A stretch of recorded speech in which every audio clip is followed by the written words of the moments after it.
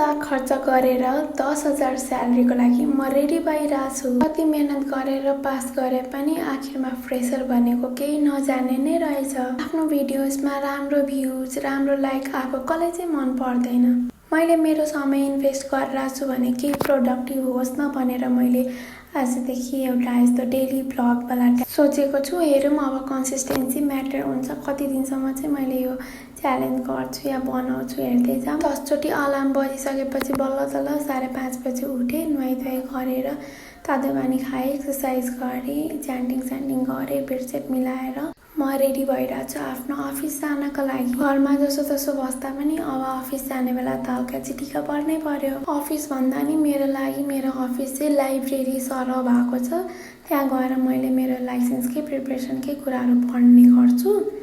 So office भन्दा पनि library नै भनौँ।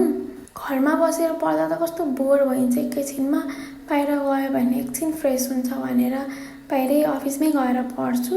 आज असार 25 गते मेरो 2nd मन्थ भयो म्यारेज भएको।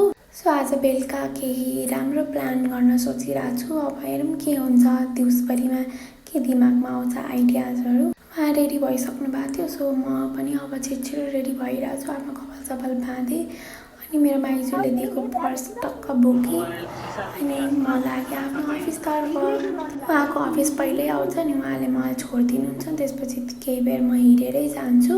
आज फर्किने बेलामा यस्तो पानी परिरहेको थियो कि भगवान्, काठमाडौँमा पानीको त केही भरै हुँदैन। एन्ड देन हामी तरकारी बजार गयौँ, तरकारी सरकारी किनेर खाना पकाउँदैछु। खानामा चाहिँ आज भात, तरुवा, आलु परोर, तरुवाहरू अनि करी पनि बनायो। उहाँको फेभरेट हो करी। अनि बिहानको तिलको अचारहरू अनि छँदै थियो, तिलौरी सिलौरी सबै फुटे। मौसम पनि कस्तो आनन्दको थियो। सबै गरेर अनि भगवानको लागि थालीमा सजाएर भोगा लगाइसकेपछि खाएँ। And then 2nd month anniversary चाहिँ यसरी मनाएँ। अब हतारमा टाइम पनि थिएन, सो एउटा डोनटै किनेर हामीले एउटै मौका छोड्दैनौँ आफ्नो सेलिब्रेट गर्नको लागि, आफ्नो लाइफलाई हल्का रमाइलो बनाउनको लागि। यो डोनट चाहिँ लास्टै गुलियो रहेछ अनि हामीले थोरै खायौँ, अरू बाँकी भएको चाहिँ बाँड्यौँ यहाँ भएको भाइ बहिनीहरूसँग।